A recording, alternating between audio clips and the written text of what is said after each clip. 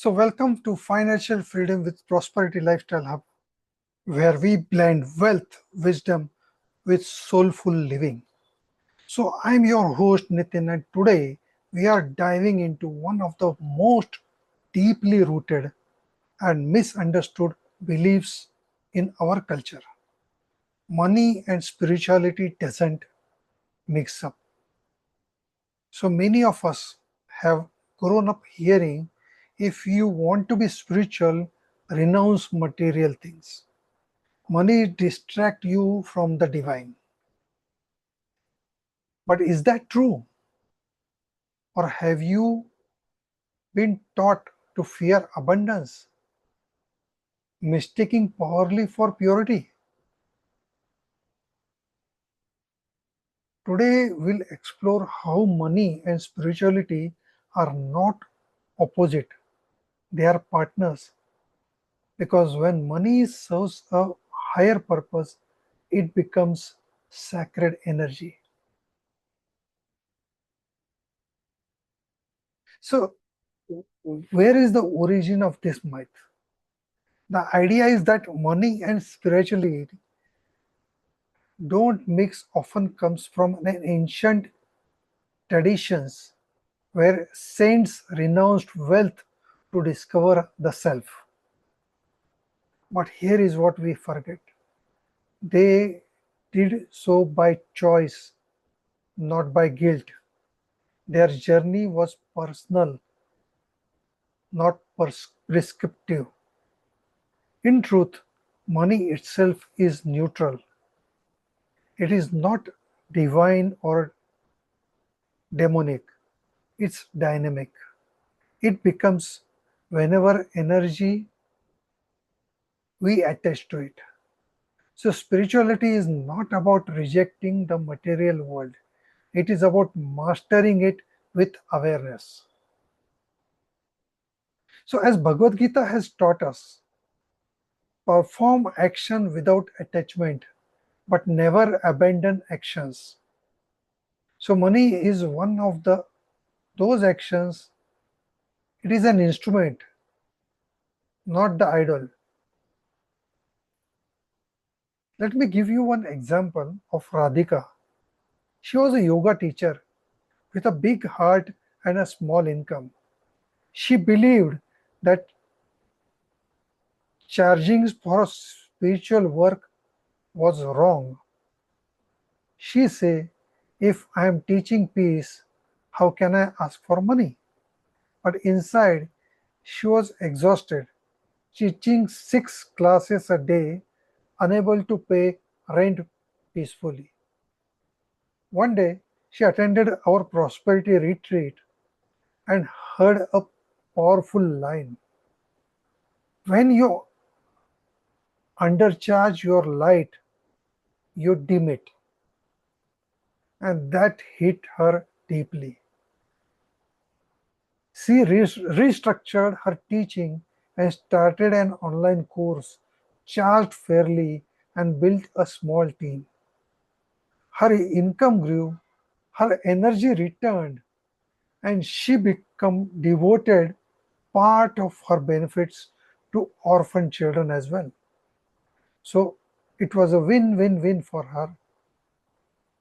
She realized money didn't take her away from spirituality, it gave her the freedom to live it fully. So the lesson is money and spirituality are not to conflict. They coexist in harmony when money flows through consciousness. The three spiritual myths about the money we are going to share. So let's explore three deep rooted spiritual myths that often block prosperity energy. To be spiritual, you must live simply without wealth. True simplicity is not about poverty, it is about clarity. You can live in a big house and still be unattached to it. You can meditate in abundance without guilt. It's not when you have it, how you can hold it. So once Swami Vivekananda, I'm going to share one story of Swami Vivekananda. So Swami Vivekananda, a teacher, once lived in an ashram that ran purely on donations. But guess what? It had solar energy, an organic farm, and computers for children. So when I asked him, isn't it luxury? So he smiled and said, wealth is a service of awareness in dharma, not the desire. So you don't have to reject comfort to attain consciousness. So this teacher Swami Vivekananda was following this truth. The comforts are required. You are not rejecting the comfort, but you are holding yourself up and you are keeping yourself out of that greed for having that. To be or not to be, you believe in your actions and you do it in spite of the comfort there is or not. So money makes you greedy.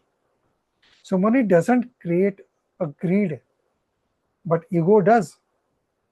If ego exists, it expresses through whatever tool it holds, power, fame, or wealth. But when awareness grows, money becomes an amplifier of the purpose. So businessman Harish once told me, I donate 10% of my income, but people still call me materialistic. So I told him, that's because they confuse success with selfishness. He laughed and later he said, now I see prosperity and purity can walk together. So money is in the hands of a cautious person is a blessing to the world. So you can't be spiritual and ambitious. That is the myth number 3. So ambition is not a greed. It is the sole desire to express potential. It, the divine, when directed towards service, growth, and contribution, helps you build your own empire. So Priya, a meditation coach, built a tech platform for guided practices. She said, my ambition is to help 10 lakh people meditate daily. And that ambition wasn't material, it was spiritual with a business engine. So when your ambition serves humanity, it becomes seva, not selfless or selfishness.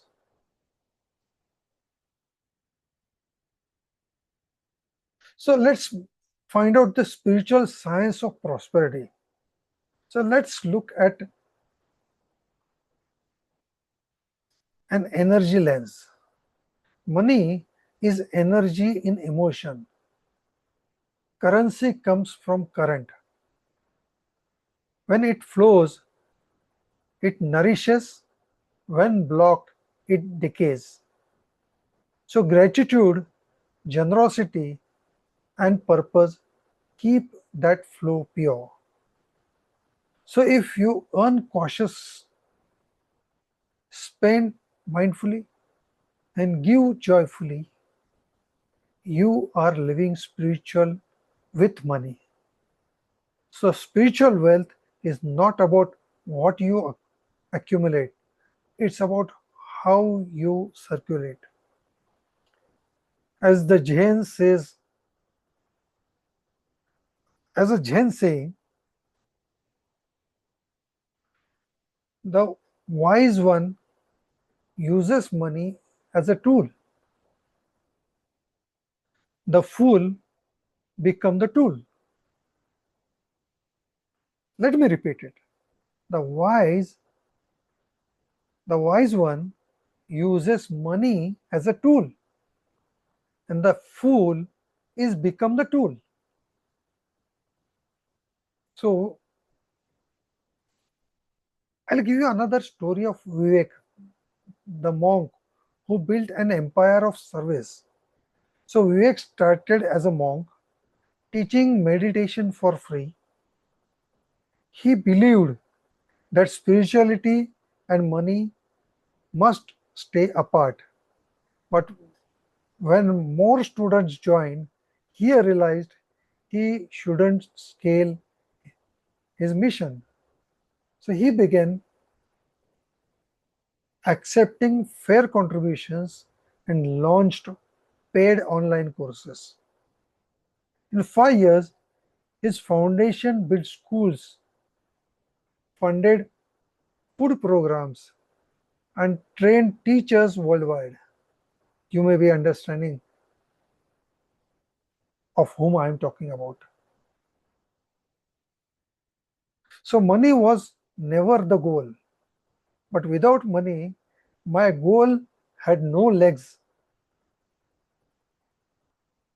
So, when purpose driven profit both becomes pure, money doesn't dilute spirituality, it delivers it. So, what prosperity practices you can follow? If you want to align money and spirituality in your life, then try these. Set a cautious intention. So, before earning or spending, ask, will this action uplift or drain my energy? Second, teach with joy. Give 5 to 10% of your income to causes that resonate with your soul. Third, bless your money. Whisper gratitude before transactions. Energy follows awareness. So integrate wealth with rituals. Light a candle before financial planning. Meditate before big decisions. So detach, don't deny. This is the fifth one. So enjoy your prosperity. But remember, you own it. It doesn't owe you. So the five prosperity practices which I shared right now: set cautious intentions, teeth with joy, bless your money, integrate wealth rituals, and detach, don't deny. So if today's message resonates with you,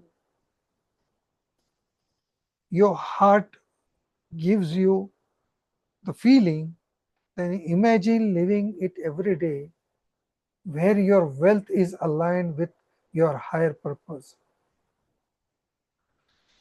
So that's what we cultivate inside the silver model of our prosperity lifestyle hub, where we teach how to harmonize money, mindfulness, and meaning.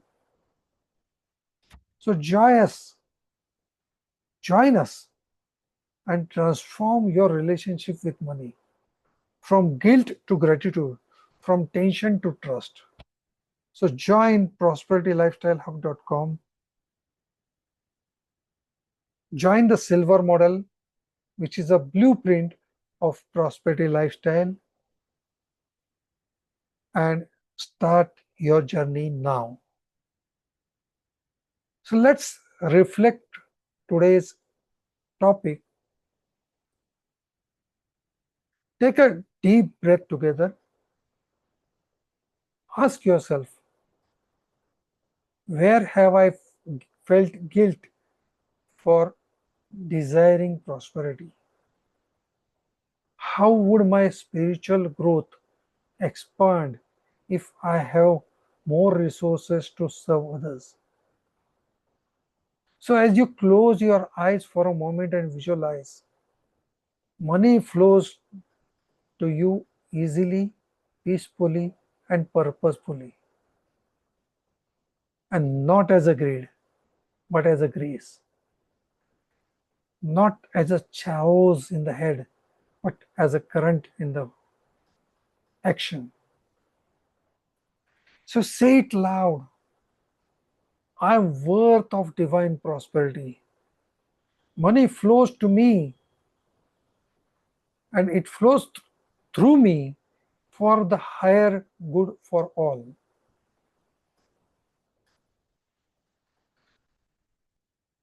So let's recap. A wise monk was asked his students, what's holier, a temple or a market? Everyone said, temple. The monk smiled and said, then why does every temple needs the market to survive? Divine doesn't ask you to escape the world, only to awaken with it.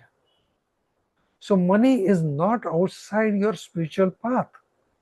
It is a part of it. When you use it with love, gratitude, and awareness, every transaction becomes prayer.